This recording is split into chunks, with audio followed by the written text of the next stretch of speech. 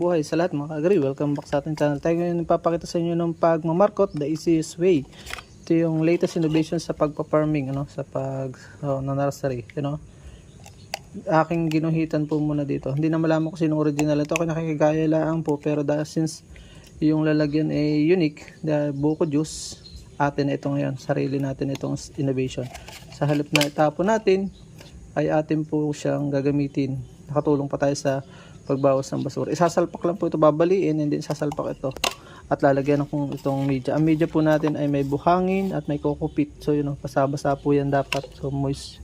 Sa ilang linggo lang po yan ay may ugat na. Madali lang po ito. Mabilis pa ang pagdadaldal ko sa pagkukaliwanag. Tara na, let's go!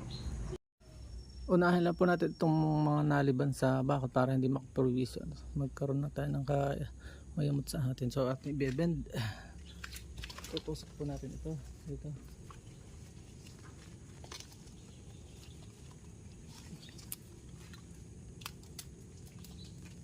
Yan. Doon ganyan lang po. Oh, yan, kita nyo.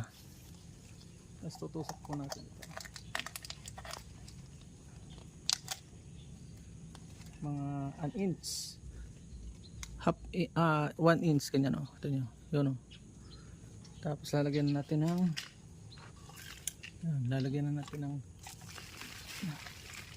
siksikin po natin, siksik.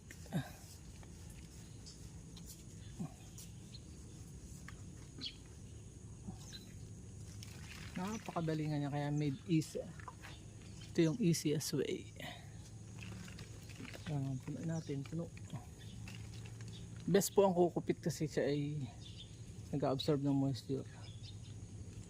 Pagka po yung yung parang tingin nyo itatag-init, pwede nyo tanggalin yung cup.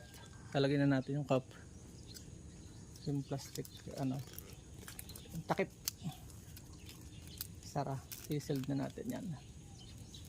Pwede nyo po siyang diligan kapag natutuyo. Yan o, kanya lang po yung easiest way. Okay na yung isa, basta may natutunan po tayo. So ano pang hinihintay nyo? Kayo na pagpala sa video ito, i-share nyo na upang madami ang matuto. At sama-sama po tayong umasenso. Paalam and God bless. Ako po yung magmamarkot pa doon sa kabila.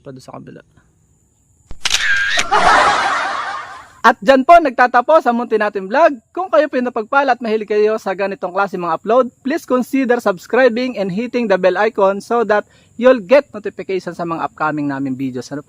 Magkita-kits po tayo sa susunod natin mga vlog. Paalam and God bless. Bye-bye po muna.